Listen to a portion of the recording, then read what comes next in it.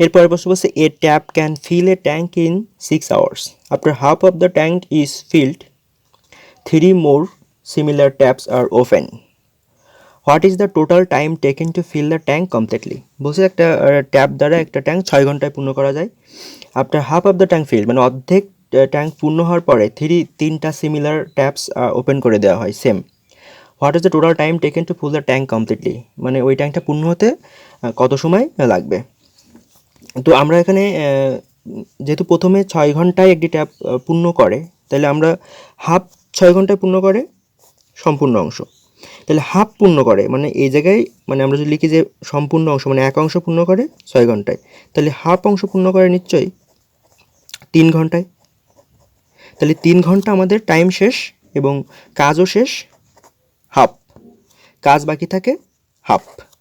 এই হাফ কাজ 3টা সিমিলার ট্যাপ এবং ওই ট্যাপ সহ মোট 4টা সিমিলার ট্যাপ দিয়ে শেষ করতে হবে। তাহলে একটা ট্যাপ 1 ঘন্টায় কাজ করে 1/6, তাহলে 4টা ট্যাপ কাজ করবে কত 1 ঘন্টায়? 4/6 মানে 2/3। এটা হচ্ছে 1 ঘন্টায় 2/3 অংশ কাজ করে, 2/3 অংশ কাজ করে 1 ঘন্টায়। এখন আমাদের কাজ করতে বাকি আছে 1/2 অংশ। তাহলে আমরা লিখতে পারি কি যে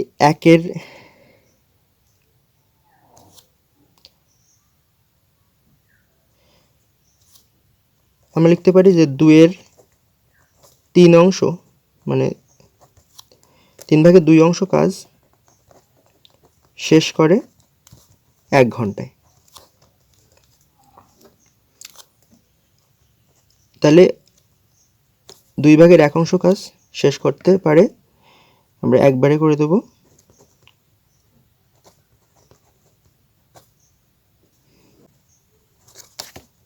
4/3, এখানে কিন্তু ঘন্টা, আর এই 4/3 ঘন্টার সমান সমান আমরা এখানে লিখতে পারি এটার সাথে একটা 60 সব ইংলিশ বাংলা হয়ে যাচ্ছে 45 মিনিট। যেহেতু প্রথম অর্ধেক শেষ করতে 3 ঘন্টা লাগে এবং পরের অর্ধেক 45 মিনিট, তাহলে উত্তর হবে 3 ঘন্টা 45 মিনিট। এরপরে একটা প্রশ্ন আছে যে এ লেন্ট টাকা 5,000 to B for 2 years and টাকা 3,000 to C for 4 years on simple interest at the same time of interest and receive টাকা 2,200 in all from both of them as interest.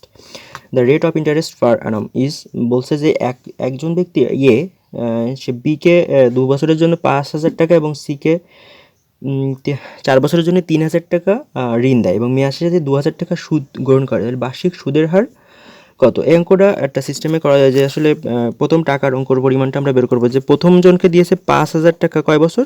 2 বছর, 2 বছর, তাহলে 10,000, আর 3,000 টাকা আর একজনে দিছে, এটা দিছে হচ্ছে 4 বছর, 3/4 12,000 টাকা, তাহলে দুটা মিলে আসতেছে 22,000 টাকা। এই টাকাটা সে ঋণ দিয়েছে, এবার দেওয়ার পরে সে সুদ পাইছে হচ্ছে 2,200 টাকা। সুদ কত? 2,200। এটা আপনার নর্মাল সূত্র পাতাইলে হবে যে 2,200 টাকা যদি আমি নর্মাল সূত্র করি যে 22,000 টাকায় সুদ পাই 2,200 1 টাকায় আর 100 টাকায়, এটা কাটাকাটি করলে 10, এই 10% হবে এই প্রশ্নের উত্তর। আমাদের চ্যানেলের ভিডিওগুলো যদি আপনার ভালো লেগে থাকে তাহলে আর দেরি না করে আমাদের চ্যানেলটি এখনই সাবস্ক্রাইব করুন। ধন্যবাদ।